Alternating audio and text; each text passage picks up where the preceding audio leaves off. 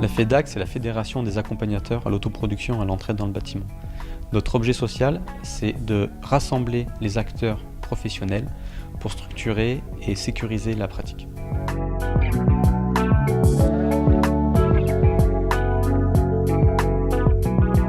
On réfléchit sur nos pratiques, on les confronte, on se nourrit de tout ça. Faire avancer le schmilblick sur l'auto-réhabilitation, sur l'autoproduction, ça répond à des besoins réels.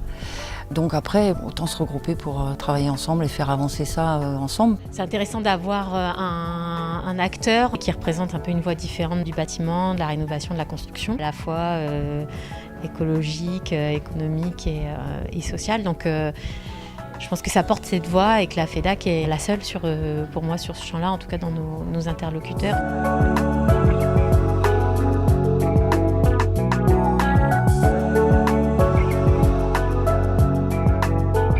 Je pense qu'il faut reconnaître la qualité des gens qui sont sur les territoires. Si on veut que nos territoires grandissent, il faut que les acteurs que nous sommes, professionnels, nous puissions identifier un marché, nous puissions créer une offre. Et je pense que la seule responsabilité des territoires et donc des politiques qui animent ces territoires, c'est de dire l'offre existe aujourd'hui, regardez, elle est là, elle est très bien, allez la voir. L'accompagnement est un levier de développement des territoires. D'ailleurs aujourd'hui on le traduit dans nos choix. On dépense plus en accompagnement en ingénierie qu'en aide financière aux travaux parce que on est conscient de ça, on a fait ce choix. Quand on finance de l'accompagnement, on finance de l'activité, on finance des projets plus ambitieux.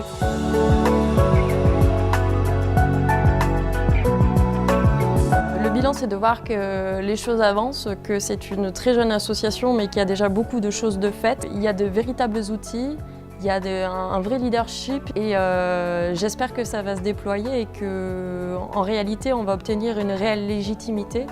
Parce que je pense que c'est nécessaire comme levier de rénovation pour la France. Cette structuration-là avec une fédération qui organise ce genre d'événements, ça permet vraiment d'aller de l'avant, de construire une visibilité sur les projets, sur la qualité, et puis du coup de pouvoir travailler avec les professionnels, mettre dans la main pour développer l'autoréhabilitation. Le bon conseil au bon moment à la bonne personne.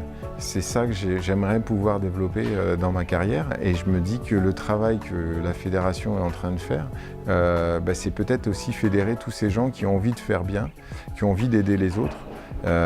Et il faut qu'on retrouve cette société de travailler ensemble et d'être heureux de travailler ensemble et de ne pas travailler l'un contre l'autre ou l'un à côté de l'autre.